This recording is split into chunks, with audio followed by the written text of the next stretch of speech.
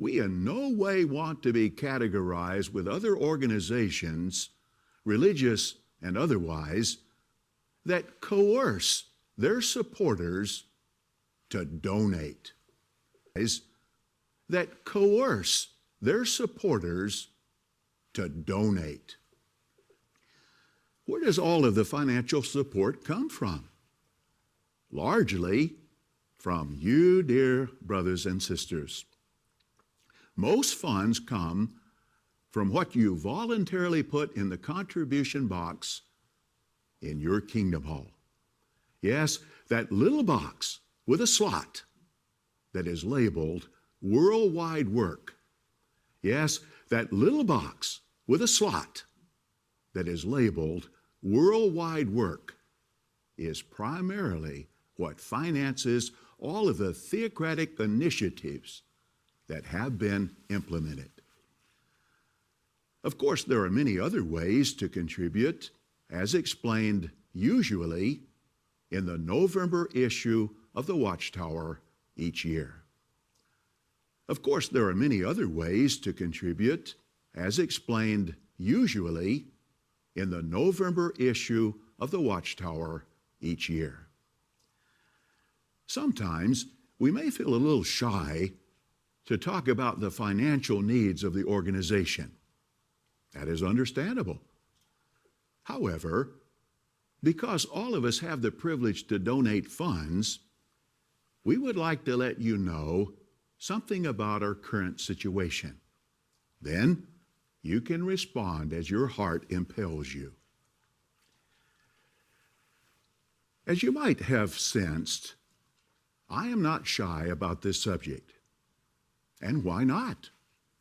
It is because we have many scriptural examples of Jehovah's faithful servants making known the financial needs of the congregation.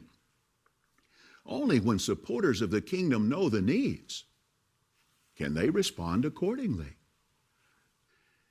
The governing body very much feels the urgency of accomplishing as much as we possibly can in behalf of kingdom interest, knowing that the great day of Jehovah is near.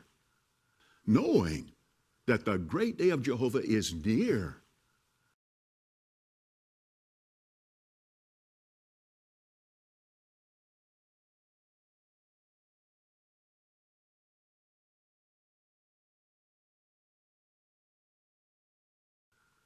So in an effort to keep you informed of the support that is needed for this great work, I have the following information to share.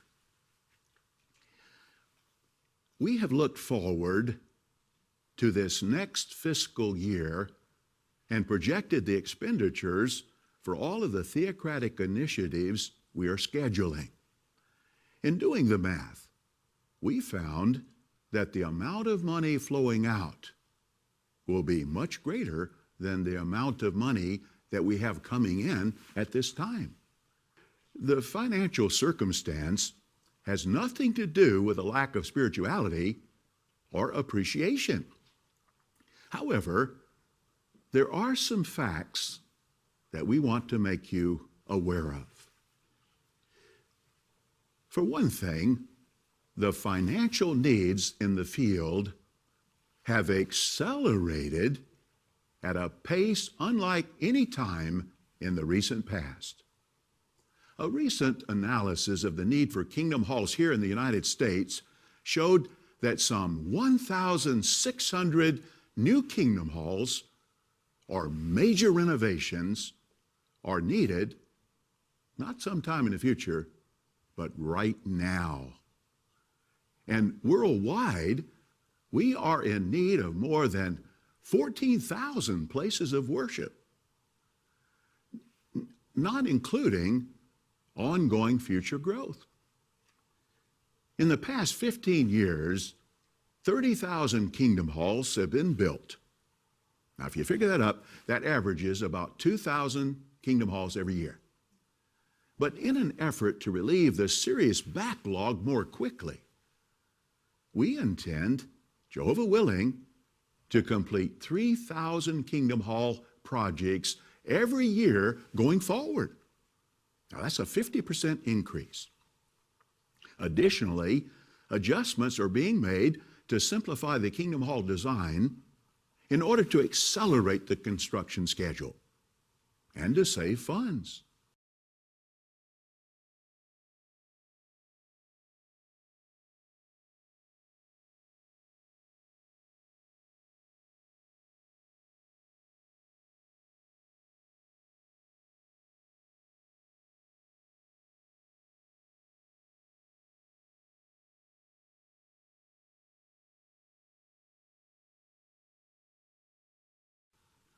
Though the design will be simplified, the sheer number of Kingdom Halls requires considerably more funds in the budget than in times past.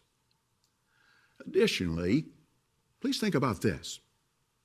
Today, how many publishing companies print publications in the many languages that Jehovah's organization does? The answer? None. And why is that? It is because they cannot make a financial profit.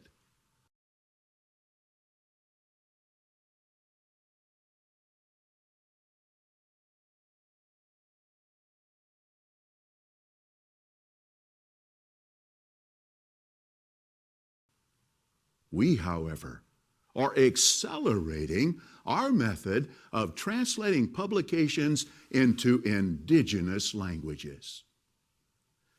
This involves building or purchasing regional translation offices, or RTOs. These will be strategically located in the part of a country with the highest concentration of native speakers of the language. Providing these structures in various regions of a country reduces the need for costly construction expansion at the local branch office.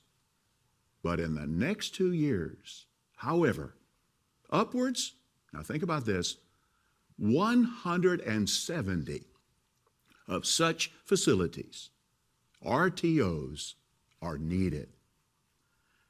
Depending on the country and the cost of materials, an RTO can cost from about $1 million to several $1 million each. Hence, we have another reason we need to increase our finances. We just felt that you, dear brothers and sisters, needed to be made aware of these expenditures that we're facing in the coming months and years. We also have heard from circuit overseers and others that some of the brothers and sisters may have a misconception about some of the recent policy changes that have been instituted. For example, all congregations that had a Kingdom Hall or Assembly Hall loan to pay off were informed that their mortgages were canceled. Now, if you think about it, that is amazing, isn't it? All their loans were canceled. Can you imagine a bank telling homeowners that all their loans were canceled and that they should merely send in to the bank each month whatever they can afford?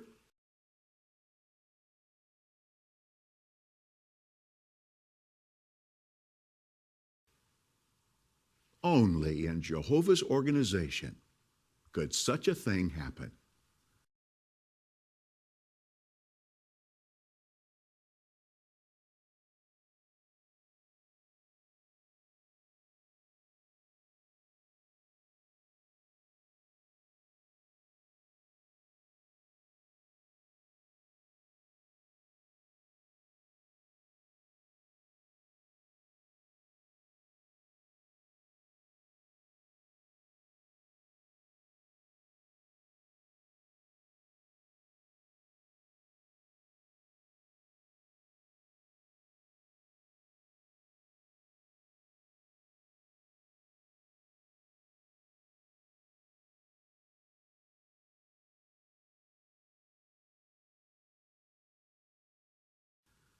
However, according to some of our circuit overseers, some of us took this to mean that the organization had a surplus of funds and thus took this action, as if the loans did not need to be reimbursed.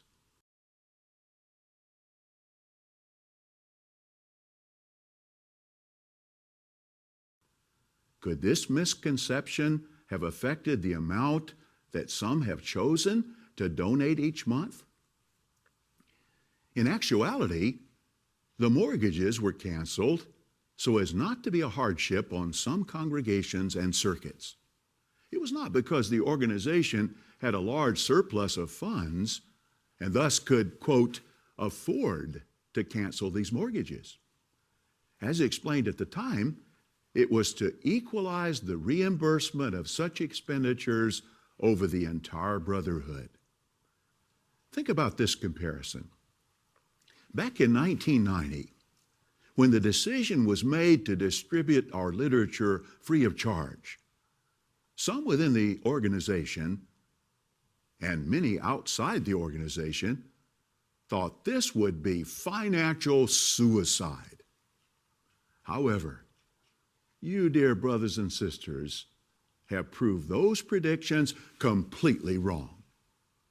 Jesus said at Matthew 11:19, all the same, wisdom is proved righteous by its works. Our individual voluntary donations have combined to take care of the costs associated with producing our literature. And we're confident that the same will prove true regarding the decision to cancel all Kingdom Hall and Assembly Hall loans. So instead of conveying the message that the organization needed less in the way of donations, the intent was really just the opposite. But we have confidence that our hearts will be moved to contribute what we can each month to offset the necessary expense of building new meeting places for our brothers worldwide. Another misimpression that has been brought to our attention is that the sale of property in New York City means that fewer donations are needed.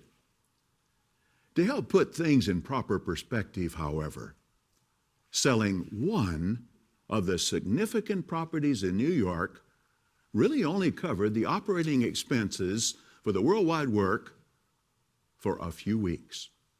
Now, that's one significant property. And in actuality, the sale of property in New York City is basically only financing the construction of world headquarters in Warwick and the purchase of other properties that are needed to facilitate the move from Brooklyn in the future.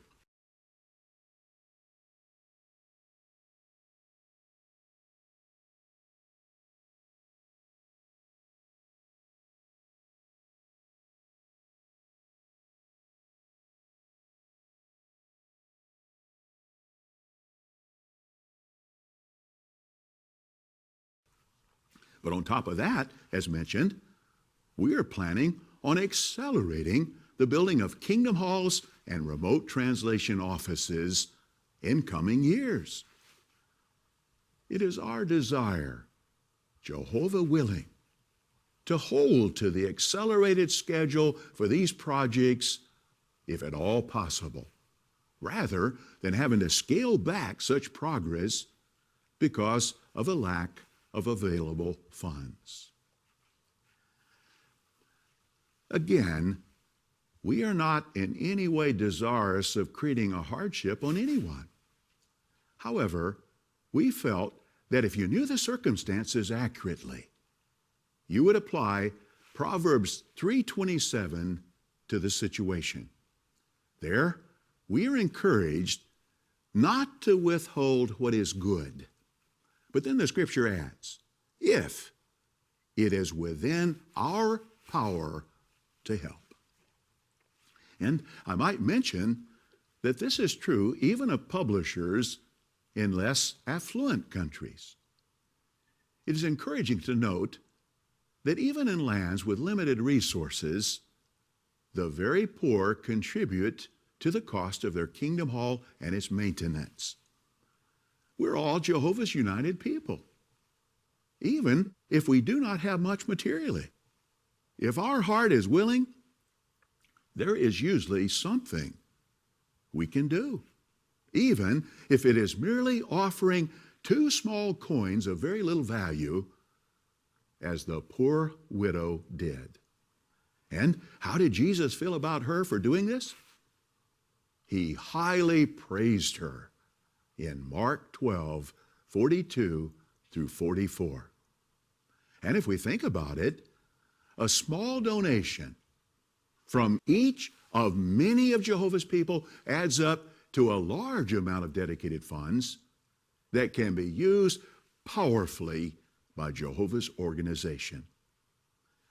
Please turn back to Exodus chapter 35. As mentioned, Jehovah was not shy about informing his people of the financial needs for true worship. But once the need was known, what was the initial result?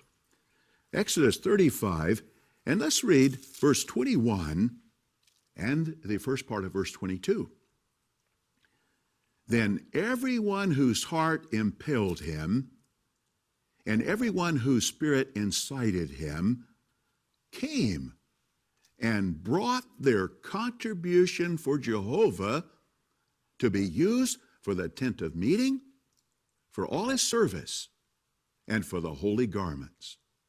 They kept coming, the men along with the women, each with a willing heart. And what were the final results? Well, look at Exodus chapter 36. And we're going to read verse 7. Let's see, did Jehovah have to scale back on the amount of work because of a lack of material support? Verse 7, the goods were enough for all the work to be done, and more than enough. Yes, when the hearts of Jehovah's people are motivated, wonderful things happen. The governing body wanted to make you aware of the financial needs in the world field.